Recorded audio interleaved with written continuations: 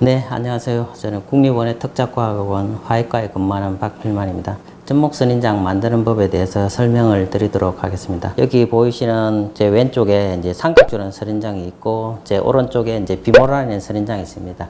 이제 두 가지 다른 선인장을 접목을 과정을 통해서 하나의 식물체로 만드는 과정인데요. 이 칼이란 도구를 사용해서 접목을 하기 때문에 안전상의 문제뿐만 아니라 이제 이 접목 과정에서 세균이나 이런 오염되는 물질에 의해서 이제 실제로 선인장이 죽을 수도 있기 때문에 그런 부분에 대해서 일단 세심한 주의를 기울여야 되고요. 먼저 이제 칼을 소독 과정을 거쳐야 되고요. 일단은 이 칼 속에는 이제 실제로 이제 많은 세균들이 묻어 있기 때문에 자르는 과정에서 이제 조직 내에 세균이 묻을 가능성이 많아요. 칼을 1차적으로 먼저 소독을 해야 되고요.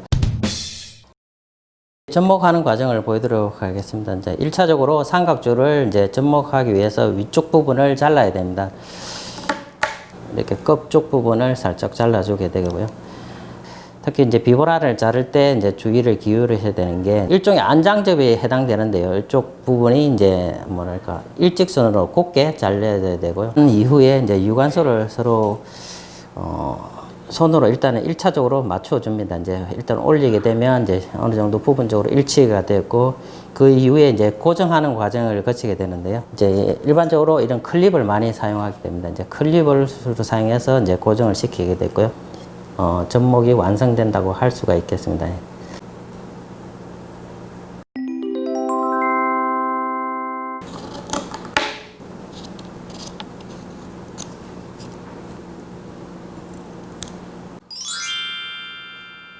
이번에는 이제 대목이 다른 기명각이라는 대목을 가지고 이제 대형 접목 선인장을 만드는 법에 대해서 설명을 드리도록 하겠습니다.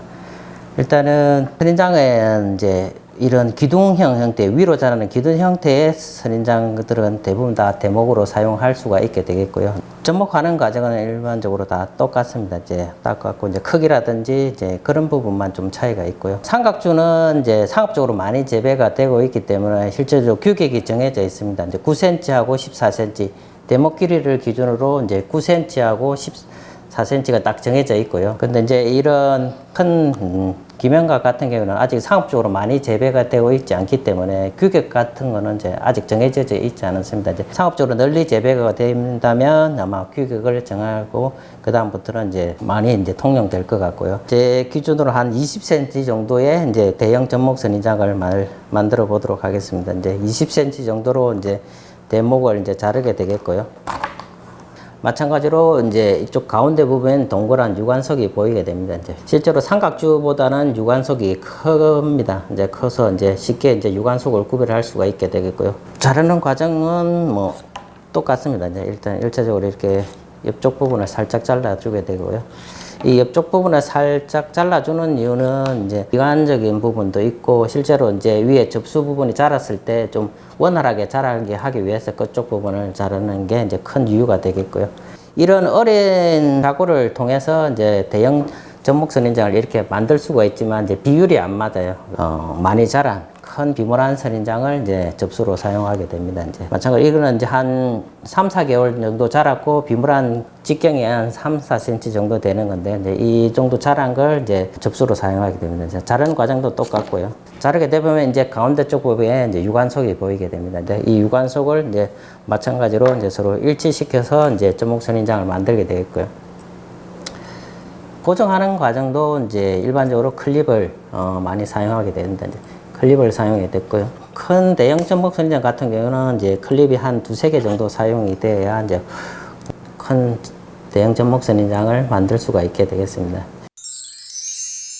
근데 이제 접목을 하기 전에 이제 주의해야 될 점은 이제 대부분 식물들이 극성을 가지고 있습니다. 이제 양분이 위쪽으로만 위로 올라가고 이게 극성이 이제 서로 바뀌게 되면 이게 만약에 거꾸로 되면 식물이 자라지는 않습니다. 뿌리는 보통 아래쪽에서 나고요. 이렇게 거꾸로 심었을 때는 이제 뿌리가 나오지 않습니다. 아래쪽 부분을 이제 토양이나 이렇게 심겨줘야 되고요. 가시가 있는데요. 이제 가시가 이제 보통 위쪽으로 향하게 됩니다. 이제 그래서 위쪽으로 향하고 있기 때문에 이제 위쪽이라는 방향을 알 수가 되겠고요. 접수도 큰 선인장을 이제 비모란을 이제 가져왔는데요. 이제 이것도 접목을 하기 위해서 자르다 보면 이제 동그란 구형에 이제 유관석이 이렇게 보이게 됩니다. 이제 유관석이 보이게 되겠고요. 이 유관석을 대목과 서로 일치시켜야 이제 이런 접수 부분이 잘 자라게 됩니다. 한 일주일 정도 보관하면 서로 이제 완전히 융합돼서 하나의 조직처럼 이제 완성되게 됩니다. 네, 조금 전에 이제 접목한 선인장이 되겠습니다. 이제 접목하는 과정에서 이제 클립을 통해서 물리적으로 일단은 고정을 시켰는데요. 이제 식물이 자라기 위해서는 두 가지 선인장이 서로 이제 세포가 분열하여 하나로 융합되는 과정이 필요한데 그 과정이 이제 보관실에서 이루어지게 됩니다. 보관을 한 일주일 정도 하게 되는데요. 빨리 조기에 이제 두 세포가 융합하기 위해서는 온도는 한 25도에서 30도 이 정도가 중요하고요. 이제 습도는 한 50에서 한 70% 정도로 유지해서 한 일주일 정도 보관하게 되면 이제 서로 잘 융합한다고 할 수가 있겠습니다.